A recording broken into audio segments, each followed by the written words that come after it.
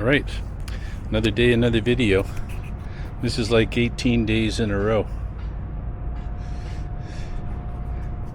Let me get this camera on.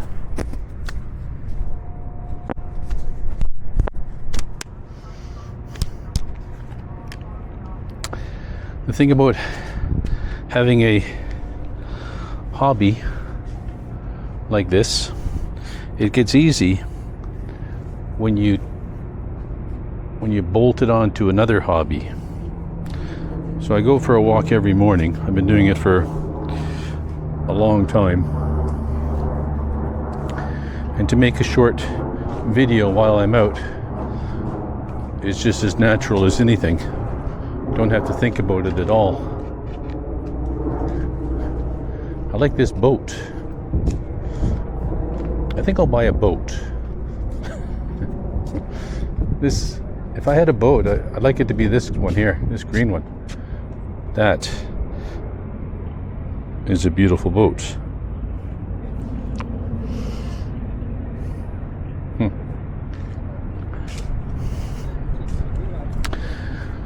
So I've been doing this for, I don't know how long.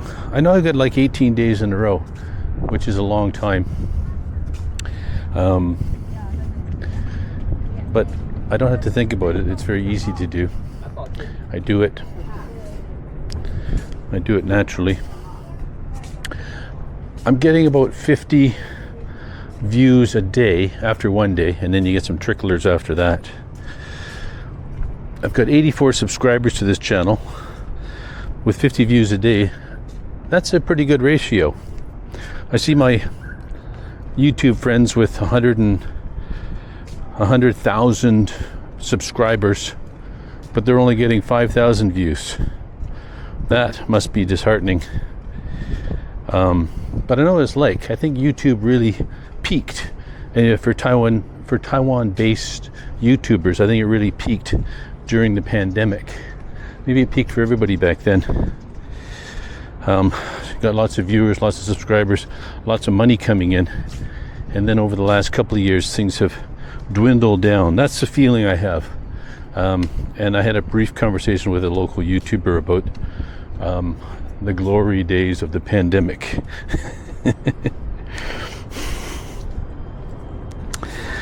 For this channel, it's easy for me to be consistent. As long as I go out for a walk, I can make a short video.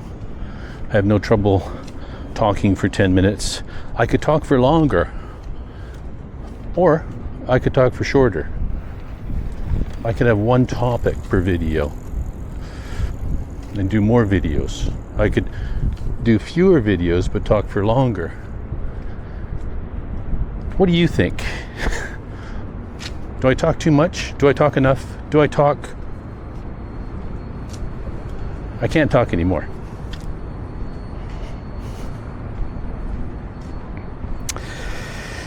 I believe my viewership to this channel will probably go down once I return to Canada in 2 weeks. I think part of the fun for my viewers is that I am in Taiwan. And I understand that. If you don't want to watch me walking around talking in Canada, I'm still going to do it.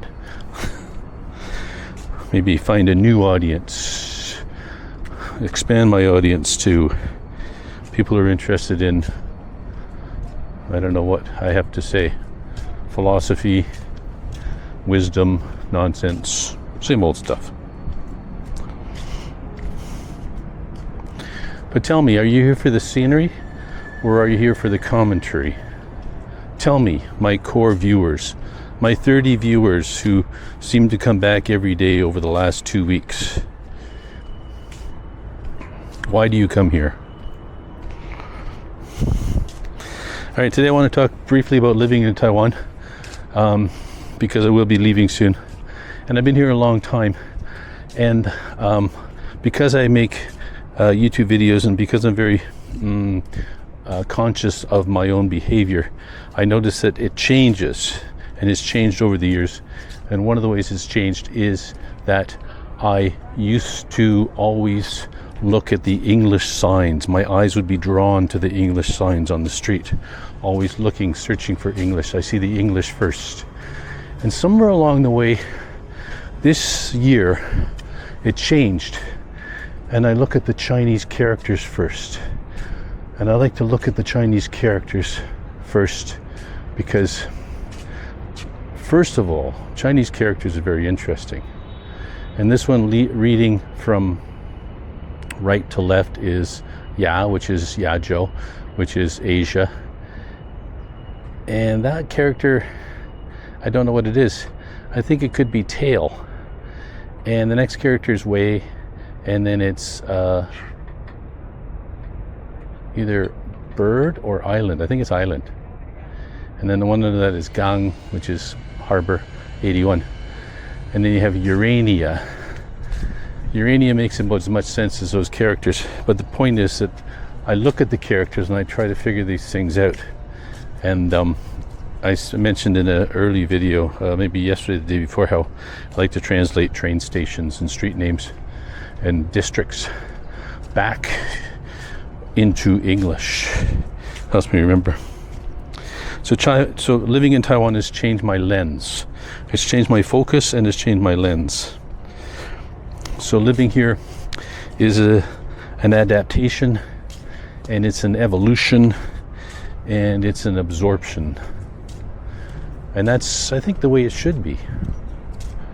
So I get really irritated when I watch the same old videos with people trying bubble tea for the first time and things like that. I just can't connect to that kind of content anymore.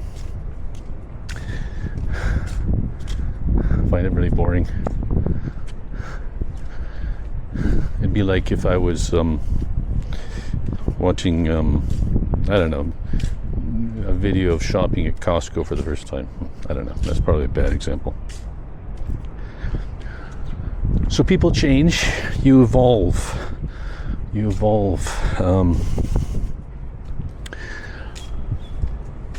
I couldn't do what I'm doing 5 years ago. I couldn't walk around making videos like this. The technology wasn't there yet. 10 years ago, forget it. 5 years ago, maybe I could do it, but I'd need some expensive camera gear, and yeah. And I was thinking about the early days of the internet. If you go back 20 years, 30 years for some of us, and how the websites we went to and how the old analog world met the new digital world.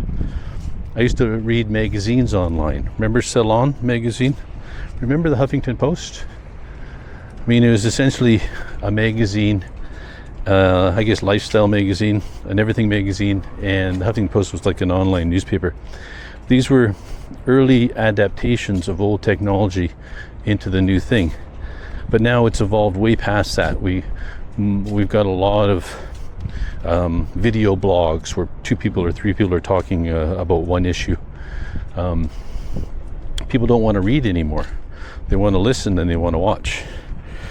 So it's fun when you look at that sort of thing, how things have changed.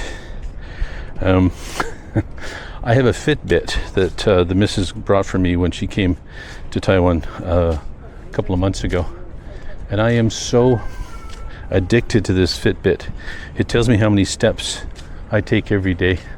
And it tells me how many hours of sleep I got. It tells me my heart rate.